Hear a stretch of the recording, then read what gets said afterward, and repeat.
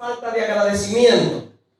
Se nos enseña, hermanos, desde que somos pequeños. Mire, si alguien le da un dulce, diga muchas gracias. Si alguien le da un mamón, diga muchas gracias, aunque después se esté ahogando con él. Entonces, pero el detalle, hermanos, es que lo que enseñan esto es que todo lo que uno recibe debe dar gracias. Es como una palabra de cortesía que le enseñan a uno para que uno pueda calificar en una sociedad. Entonces, ahora bien, con el Señor es lo mismo.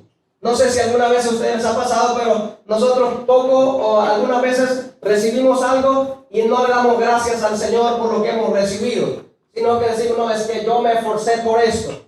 Y está bien, nadie ignora que cada uno hace su esfuerzo, pero si no hubiese sido la voluntad del Señor o la misericordia del Señor, las cosas no hubiesen pasado como pasaron. Entonces, es por eso, hermanos, que nosotros debemos de luchar cada día por no ser malagradecidos. Vamos a ver algunas consecuencias de esta condición en las cuales nosotros podemos verlo en la Escritura. Lo primero, o consecuencias que produce la falta de agradecimiento. Porque esto, hermanos, produce cosas grandes y algunos hombres y mujeres en la Biblia, en verdad que lo vivieron. Lo primero es Éxodo capítulo 16, texto 3. La Biblia, hermanos, nos ofrece una de las primeras consecuencias de lo que es, de lo que sucede cuando no se está haciendo algo bien estructurado. Éxodo 16:3, la Escritura nos menciona una forma, y ustedes también han oído mucho sobre el pueblo de Israel y cómo vivieron esos 40 años después de la salida de los israelitas de Egipto. Ustedes saben que lo que menos hicieron los israelitas fue agradecer al Señor. Entonces, lo que menos se le cruzó por la mente era decir, gracias a Dios, ya no nos van a seguir reventando el lomo con aquellos látigos en Egipto, ya no nos van a tener ahí perseguidos cada momento que nos estén respirando en la espalda diciéndonos que nos apuremos, ya no nos van a mandar a buscar zacate para hacer el ladrillo, ya no vamos, en ningún momento se acordaron de eso, sino que lo único lo que veían ellos era el desierto. Y por ende lo único que ellos miraban era la gran dificultad que tenían enfrente y ya no se acordaban de dónde habían venido. Entonces realmente eso produjo en ellos algo que llamamos blasfemia. Blasfemar la voluntad de Dios. Nosotros, hermanos, todo lo que tenemos, Dios nos lo ha dado. Él es el que nos ha provisto los días que vivimos, las cosas que tenemos, la familia que tenemos. Todo ha sido voluntad del Señor. Entonces, ¿qué pasa, hermanos, cuando una persona comienza a decir, ¿por qué tuve que nacer aquí? Entonces, eso reclámeselo al Señor, porque no fue ni al fin ni voluntad de los padres. Pero hay muchas personas que dicen, si yo hubiese nacido en otra familia mejor, a lo mejor no estuviera tanto como estoy. Entonces, pero hermanos, esas cosas son terribles. Entonces, y allá en el mundo es posible que eso suceda, y de hecho sucede. Pero en la obra de nuestro Dios, en lo que nosotros estamos haciendo, por lo menos dentro de la palabra del Señor, esto es conocido como blasfemia contra la voluntad del Señor. Dios nos ha dado algo y nosotros decimos, eso no me basta, eso no me alcanza, yo considero que necesito algo mejor. Vean lo que dice Éxodo 16:3. Y les decían los hijos de Israel, ojalá nos hubiéramos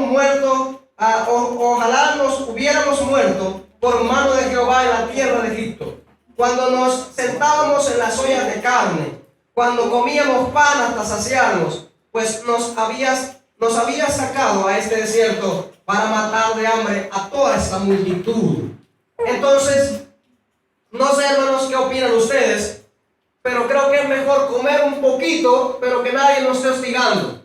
Comer poco, pero que nadie le esté ahí castigando todos los días. Los israelitas, para ellos era mejor la olla de carne, el pan, no sabemos si era francés o de algún otro sabor, entonces, pero ellos, hermanos, anhelaban volver a Egipto, en un pueblo donde eran esclavos, donde estaban marginados de toda libertad, donde eran castigados todos los días, hacían jornadas de 6 a 6 de la tarde, completamente sumergidos en un inmenso fracaso, pues no tenían ni palabra, ni poder, ni nada. Pero para ellos, hermanos, cuando Moisés los saca, comienzan a reclamarle al Señor y son tan ingratos que comienzan a decir, ojalá el Señor nos hubiese matado mejor allá. Por lo menos quizás pensaban, nos hubiésemos muerto con el estómago lleno. Entonces, pero la realidad, hermanos, es que ellos no blasfemaban ni contra Moisés, ni contra ninguna otra cosa, sino contra la voluntad del Señor, que él mismo, ustedes recuerdan que le dijo a Moisés, he visto la aflicción de mi pueblo, entonces irás tú y los sacarás de allá. Entonces, porque el clamor de ellos ha subido hasta los cielos. El trabajo o el sufrimiento de estos hermanos era terrible, pero cuando están en el desierto y cuando están allí en dificultades y cuando aparentemente no tenían salida y solamente comían el maná, entonces ellos comenzaron a blasfemar contra la voluntad del Señor. Y por eso, hermanos, es que más adelante en el libro de Éxodo dice la Biblia, por cuanto blasfemaron mi nombre, no entrarán a la tierra prometida. Hermanos, si nosotros como cristianos no estamos agradecidos con lo que tenemos, pues quién sabe que lleguemos al cielo. Porque la realidad de todo esto es que por todo lo que nos pasa debemos de dar gracias. El apóstol Pablo en su madurez espiritual dijo, dar gracias en todo. Entonces, ahora bien, si usted se da un tropezón en la mañana, con el frío que hace, creo que es difícil decir, Señor, gracias porque me reventé el dedo gordo, entonces, gracias por esto que me pasó. Pero el apóstol Pablo va más allá de todo eso y dice que debemos de dar gracias en todo, porque esta es la voluntad del Señor para con nosotros en Cristo Jesús. Por lo tanto, la blasfemia contra la voluntad del Señor no es, hermanos, otra cosa sino reclamarle a Dios por todo aquello que tenemos, sea grande o sea pequeño, sea mucho o sea poco. Esa es la voluntad del Señor para nosotros. Entonces, estos, hermanos, fueron lo que los israelitas comenzaron a hacer con respecto a la voluntad del Señor Dios Todopoderoso. Era mejor estar allá. Teníamos carne, teníamos pan. No veían, hermanos, todo lo que les había acontecido ya durante 400 años, porque no tenían ahí 1 o 2 semanas de estar viviendo, no tenían ahí un par de meses, tenían ya 400 años de estar en esa misma condición. Y eso, hermanos, es algo sorprendente, porque estamos hablando de entre 3 o 4 o 5 generaciones que habían venido sufriendo esta condición, pero ya les había gustado el estar en esa determinación. Miren, hermanos, cuando uno viene del mundo, de no servir al Señor, allá uno aguanta mojadas, allá uno aguanta golpes por andar jugando, aguanta muchas cosas, y luego viene a la iglesia y no quiere hacer el mínimo esfuerzo, porque aquí todo es tranquilo. Entonces, yo recuerdo que el día domingo me salía a las 6 de la mañana, hermanos, y de eso no le doy gracias al Señor. Entonces, sino más bien era mi propia terquedad que hacía eso, porque recuerdo cuando no tenía, pues le robaba $1 a mi mamá y me iba. Entonces eso no se lo vayan a decir si alguna vez la ven. Entonces, pero la cosa, hermanos, es que había un sufrimiento, pero ese sufrimiento para mí era la mayor alegría que podía existir. Entonces, tiene mucho que ver con esta condición, tomando en cuenta que los israelitas no desconocían al Señor. Ellos sabían para dónde iban, y Moisés fue explícito en decirles, vamos de 4 o 3 días de camino y vamos a ir a alabar al Señor. Ese era el trabajo de ellos, pero eso se les convirtió en una completa dificultad grande, el cual, hermano, llegó hasta la consecuencia que de 600,000 personas solo pudieron llegar 2, y el pobre de Moisés, a causa de esta misma condición, se había envuelto allí y no pudo entrar también. Entonces, esto es algo muy sorprendente, porque realmente, no sé si usted alguna vez ha platicado con alguien que es mal agradecido, pero le va a decir, mire, es que compré un carro y ya se me arruinó, ¿para qué compré eso? Entonces, y otros que tienen ahí, no se les daña, no tengo pisto para el combustible y un montón de cosas. Entonces, pues prácticamente, hermanos, pienso de que si uno no va a poder manejar algo o no va a poder hacer algo, entonces no se mete en eso. No hay complicaciones, o sea, no debe uno de arriesgar lo que uno está haciendo. Bien, porque de lo contrario esto nos complica. En la obra del Señor y en el servicio al Señor no debemos nosotros de ser mal agradecidos en ninguna manera. Esto produce blasfemia, produce el decir al Señor, no es suficiente con lo que tengo, tú me deberías de dar más.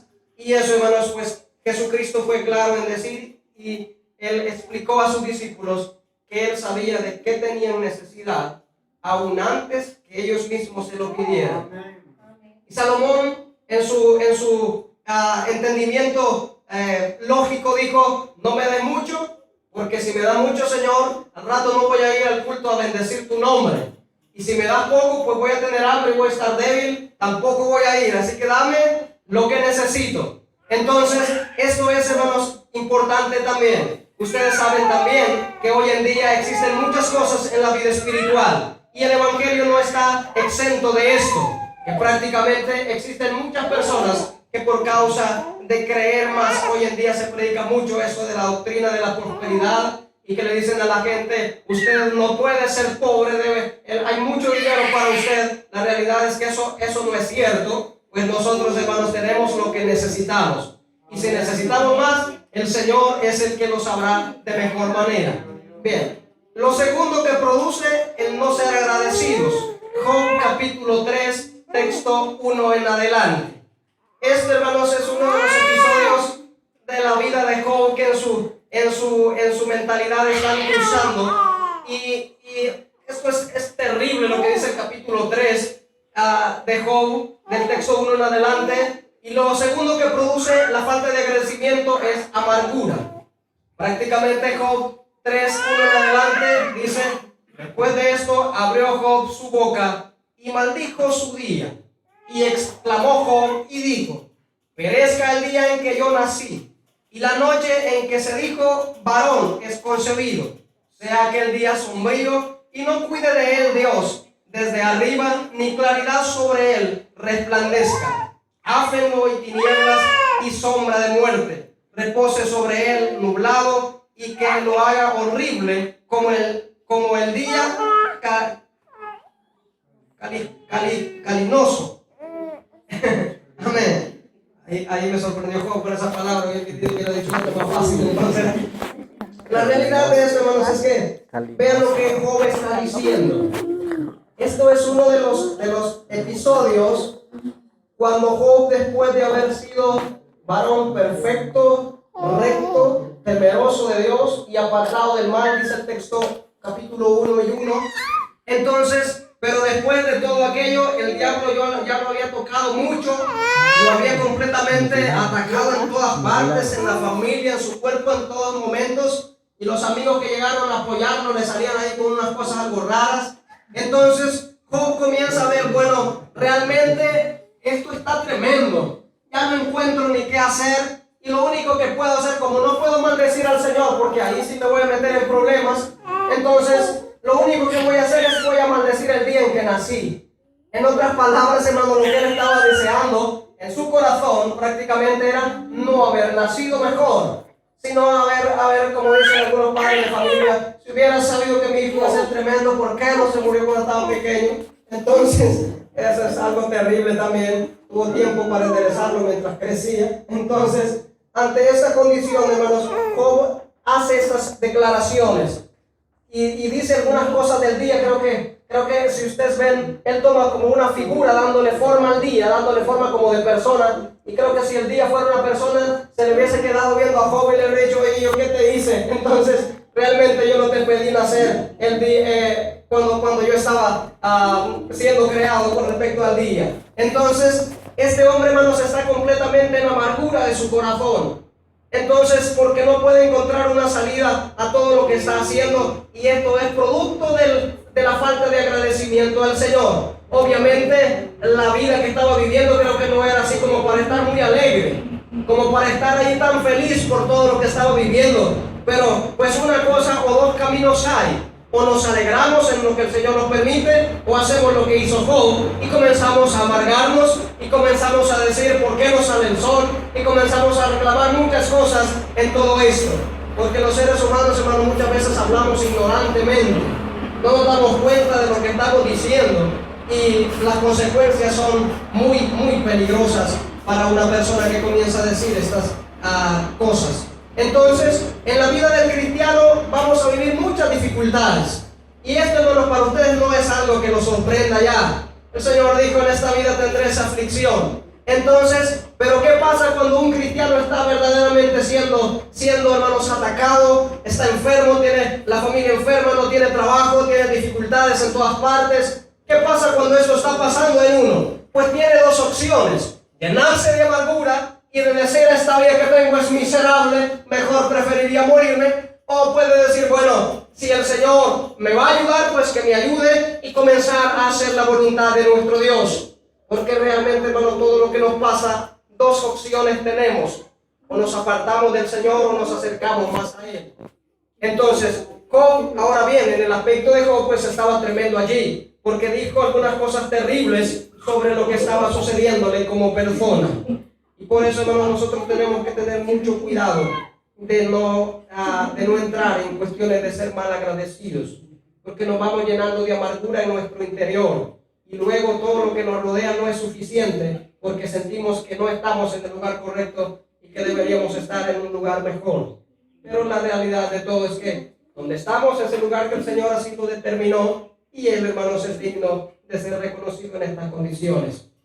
Tercero que produce la falta de agradecimiento: codicia. Segundo libro de Reyes, capítulo 5, texto 21 y 24. Este, hermanos, es un episodio que creo que también ustedes lo han leído algunas veces y se dan cuenta de algunas cosas, algunas características que menciona la Escritura en el capítulo 5, 21, 24 del segundo libro de Reyes. Pues dice la Escritura como está escrita: y él dijo, bien, mi Señor, envía a decirte, he aquí vinieron a mí en esta hora del monte de Efraín dos jóvenes de los hijos de los profetas. Te ruego que les des un talento de plata y 2 vestidos nuevos. Y dijo Naamán, te ruego que tomes 2 talentos. Y le insistió, y ató 2 talentos de plata en 2 bolsas y 2 vestidos nuevos, y lo puso todo a cuestas a 2 de sus criados para que lo llevasen delante de él. Y así que llegó al lugar secreto, él tomó de la mano de ellos y lo guardó en la casa. Luego mandó a los hombres que se fuesen. Y él entró y se puso delante de su señor Eliseo y le dijo, ¿de dónde vienes? Y él dijo, tu siervo no ha ido a ninguna parte. Esto, hermanos, es lo que dice el segundo libro de Reyes 5, 21 y 24. Lo tercero que produce la falta de agradecimiento es codicia. Oigan, es importante querer tener las cosas, pero la codicia no es el camino. Si alguien tiene algo mejor, algún esfuerzo hizo para tener algo bueno. Y si alguien tiene algo grande, pues a lo mejor le dieron herencia o algo, alguna suerte, pasó algo, pero lo cierto es que eso no es la voluntad o no es lo que nosotros debemos de nosotros fijarnos. Giezi es un hombre servidor de Eliseo, donde con el profeta a lo mejor no tenía muchas cosas, porque ser siervo del profeta, y ustedes saben, los profetas no recibían ofrendas, no les ayudaba a nadie, es más, eran maltratados en la sociedad donde vivían, y no eran así hombres tan deseados de estar con ellos. Entonces, pero tenía lo necesario, tenía la presencia del Señor, en toda enfermedad estaba el hombre de Dios para ayudarlo, posiblemente material no tenía, pero espiritualmente estaba todo con él. Pero cuando él, hermano, se da cuenta, bueno, pero es que tener solo al profeta aquí, y cuando me enfermo ora por mí me sano, creo que esto no es suficiente, yo deseo un vestido nuevo, deseo tener plata en mi bolsillo. Comenzó a pensar, hermano, de una manera errónea. Entonces, lo que hizo posteriormente, el capítulo 5 menciona que vino Naamán y le trajo a Eliseo ofrenda, le trajo talentos y vestidos, y Eliseo le dijo, eso no lo necesito. Llévatelo porque eso no lo voy a aceptar. Porque el trabajo en la obra del Señor, hermanos, o los profetas no podían lucrarse de lo que no les era de ellos. Porque el poder que tenían no era de ellos, era del Señor. Entonces, pero este Giezi, lleno de codicia en su corazón, después de que se fue Naamán, se quedó pensando y dijo, qué desperdicio, tanta plata y tanto oro, vestidos muy preciosos y que se vayan así como así. No, yo voy a hacer algo aquí. Nadie le pidió que hiciera eso. Lo sintió en su corazón y prácticamente siguió a Naamán. Inventó esa bonita mentira de decirle, oye, en lo que tú descendías, bajaron 2 hijos de los profetas y tienen grande necesidad. Entonces danos un talento y un vestido para cada uno. No pedía mucho. Entonces, por lo menos eso era algo bueno. Mientras que Naamán le dijo, uno es muy poco, te voy a dar 2 de plata y 2 vestidos para cada uno. Entonces, no sé si con esa intención hizo pidiendo solo uno nomás, o a saber la cara que puso, eso no lo sabemos. Pero la realidad de esto, hermanos, es que vuelve ante Eliseo, un hombre con el poder del Señor. Hermanos, era imposible que lo pudiera engañar. Pero llega todo inocente y le dice, Giesi, ¿y tú de dónde vienes? Y seguramente ahí, como dicen decimos los salvadoreños, diciéndose algo de los panes, ahí en Giesi, ahí como quien no quiere la cosa, le dijo, pues tu siervo no ha ido a ninguna parte.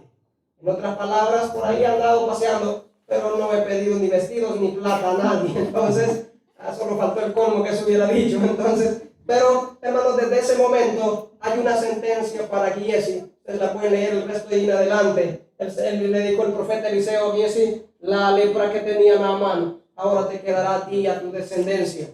Esto, hermanos, es terrible, porque la codicia del padre aparentemente no solo le alcanza a él, sino a aquellos que vienen atrás de él. Porque ninguno, dice la Biblia, que se lucra de algo que nos dé, le ha de ir bien. Entonces, esto, hermanos, era producto de la falta de agradecimiento, porque realmente no tenía más y él deseaba más. Si le hubiera dicho a Eliseo, fíjate que estoy pasando problemas, pide al Señor. Él es la plata, Él es el oro. Pide al Señor que me dé un vestido nuevo y que me dé plata y que me dé oro. A lo mejor, hermanos, no sabemos si Eliseo le hubiera pegado una regañada o le hubiera orado al Señor y le hubiera cumplido eso. Estas dos cosas hubiesen pasado. Pero hizo lo que no debía hacer, completamente queriendo engañar al profeta y queriendo engañar al Señor en todo aquello que hacía.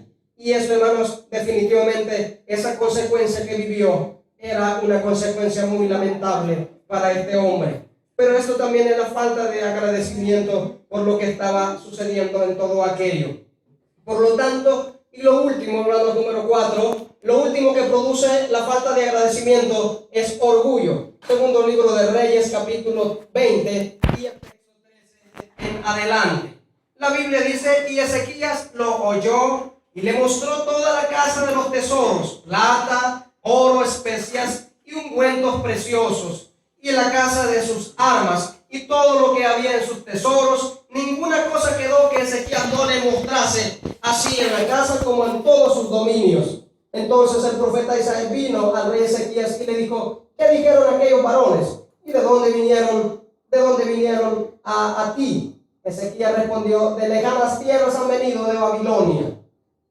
Antes, hermanos, miren, a veces yo creo que hubiese sido mejor que se hubiera muerto de la enfermedad esos días antes. Porque es terrible, hermano, cuando nosotros vemos en la Biblia, si Ezequías, vamos a poner una forma teórica, en la Biblia no es correcto eso, pero ustedes permítanme que se lo diga. Si Ezequías hubiese muerto cuando le cayó la enfermedad, a lo mejor Judá no hubiese llegado a donde llegó. Porque vean, hermano, lo que dice la Biblia en el capítulo 20, el Señor le dijo: tienes 15 años más, vas a vivir otros 15 años más. Y pasaron los días, pasaron los momentos, y de repente vienen a visitarlo.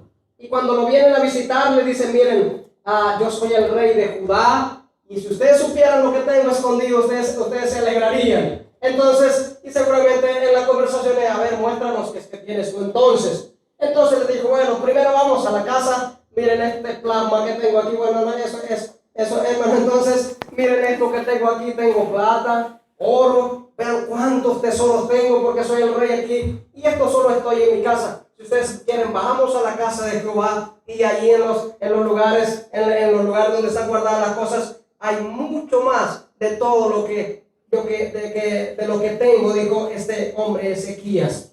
Hermanos, eso es algo importante. Lo que tenía no era de él, porque muchas veces el ser humano, y nosotros así somos, nos adueñamos de lo que no es nuestro. Entonces, y realmente dice la Biblia que el Señor solo nos ha puesto como administradores de los bienes del Señor. Pues la tierra es suya, la tierra y todo lo que en ella hay le pertenece al Señor. Pero lo cierto, hermano, bueno, creo que al rato está bien eso, porque de lo contrario tuviésemos problemas. Pues nosotros nos adueñamos de todo lo que tenemos, y está bien en el sentido del cuidado, pero no en el sentido eterno, porque lo que es nuestro ahora luego de que muramos va a ser de otro, y cuando muera aquel otro va a ser de otro, y al final pues nada es de uno. Entonces este rey Ezequías, hermanos, hizo algo que no debió hacer. Cuando supo quiénes lo habían venido a visitar, y dijo, bueno, voy a dejar con la boca abierta a estos para que vean todo lo que tengo. Y comenzó a llevarlos y les mostró todo lo que tenía y toda la grandeza de su reinado. Entonces, hermanos, debido a esto, el profeta Ezequiel, o el profeta Elías, Isaías viene a decirle todo aquello y le da una sentencia terrible también para aquel tiempo. Y le dice, todo lo que les ha mostrado a estos vendrán y te lo llevarán a ti, y tú morirás y también toda tu familia. Entonces resulta algo extraño, hermanos, pero en la Biblia siempre el daño que hacía uno, pues no le alcanzaba solo para uno, alcanzaba para otros más. Entonces, y esto se cumple también aquello que la Escritura dice, que el Señor visita la maldad de los padres desde hasta la tercera y cuarta generación de los que le aborrecen. Entonces, esta condición, hermanos, llega a la vida de Ezequías. ¿Por qué hizo eso? ¿Por qué trató de enseñar lo que no le pertenecía? Pues claro, porque simplemente en él había orgullo. Ya no era aquel hombre humilde que se había doblado para la pared y le había dicho, Señor, no quiero morir todavía. Ya no era ese, ya estaba alentado, ya estaba fuerte otra vez, ya se había puesto bien la corbata otra vez y ya decía, ahora ya no soy Ezequías, ahora soy don Ezequías y ahora tengo lo que necesito. Pero hermanos, en este problema que se metió, de verdad que fue muy grande. Y todo aquello fue consecuencia del orgullo, porque se olvidó de quién eran las cosas y a quién debía darle gracias. Amén. Por eso, hermanos, es importante que nosotros nunca vayamos a decir, bueno, algunos dicen que esa palabra no la debe decir uno, pero en la obra del Señor creo que es bueno que la digamos. Entonces, jamás uno puede tratar de olvidarse quién es el que le ha dado todo lo que tenemos. Porque cuando uno nace, hermanos, ustedes saben, no trae absolutamente nada. Ni nombre trae todavía. ¿Cómo se llama un niño? Pues niño. Porque mientras no pasen los 15 días de la ley para irlo a sentar, todavía no tiene ni siquiera nombre. Entonces, realmente, hermano, pero ya cuando uno crece, ya se cree ahí el grande y se le olvida quién es el que lo ha puesto allí, el que le ha dado la vida a uno. Entonces, estas consecuencias, hermanos, son las que pasan cuando nosotros no agradecemos al Señor todo lo que tenemos, sea mucho, sea poco. Porque estos hombres, hermanos, blasfemaron contra la voluntad del Señor. Sintieron amargura. La codicia les complicó todo lo que hacían y el orgullo les arrebató todo lo que pudieran haber disfrutado de ahí en adelante. Amén. Por eso, hermanos, es muy peligroso que uno, como cristiano, uno diga, no, es que el Señor no me da lo que necesito. Entonces, si el Señor no se lo da, pues Él sabrá por qué. Él sabrá en qué momento. Porque realmente lo que Dios, hermanos, Dios es como un padre de familia. Y no sé si algunos de ustedes lo harían, pero imagínense que un niño de 6, 7 años le diga al padre de familia, padre, tienes dinero, cómprame un Hilux de aquellos de $45,000, o cómprame una moto de $5,000 para correr ahí un rato en la calle. Entonces creo que un padre, si tiene, bueno, los ricos lo hacen, pero eso es otro asunto, pero eso es comprarle la muerte a un niño, porque eso es muy arriesgado. Y así, hermanos, hay cosas también en la obra del Señor, que así como el Señor nos tiene, esa es la voluntad del Señor Jesucristo. No sé si alguna vez usted ha dicho que solo frijoles tengo, pues agradezca al Señor porque solo frijoles tiene, porque les aseguro que hay otros, y ustedes conocen la situación de Haití, conocen la situación de África, conocen algunas situaciones de los países del Medio Oriente, donde ni siquiera frijoles tienen. Les aseguro que con una libra que le lleváramos sintieran que es más bueno que el pollo. Entonces, hermanos, nosotros realmente, nosotros estamos bien. El Señor nos tiene en buena condición. Pero algunas veces, aún así todavía el Señor, pues creo que se quita el sudor de la frente diciendo esto, todavía no están conformes. Pero que el Señor pues nos ayude para que podamos nosotros servirle con alegría. Pongamos sobre nuestros pies, hermanos, en esta